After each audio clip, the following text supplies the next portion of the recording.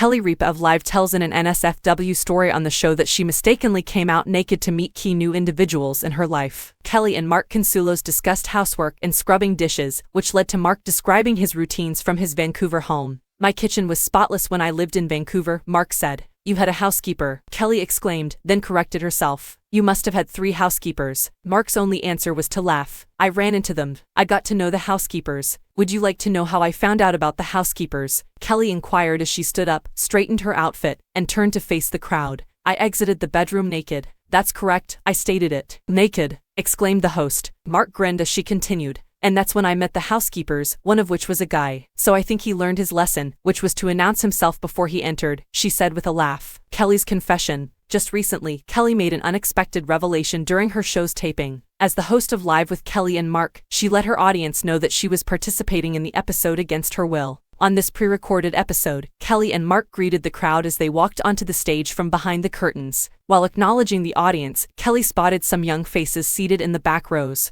"We're almost through this, kids," she remarked. The television personality then mentioned that the youngsters appeared anxious about the impending return to school. Peering into the crowd, the 52-year-old observed, "I see some kids that are looking very anxious and very rattled." She added, "As if they're here as a form of punishment." Her husband Mark, also aged 52, relaxed in his chair and grinned while listening to his wife's commentary. "They were dragged here, weren't they?" she continued. "I understand completely. I'm here against my own will too." Mark found the comment amusing, bursting into laughter, while Kelly lightened her tone with a smile. "So not jelly." On the topic of kids, during an August 24th episode, Kelly revisited a painful memory from her youth.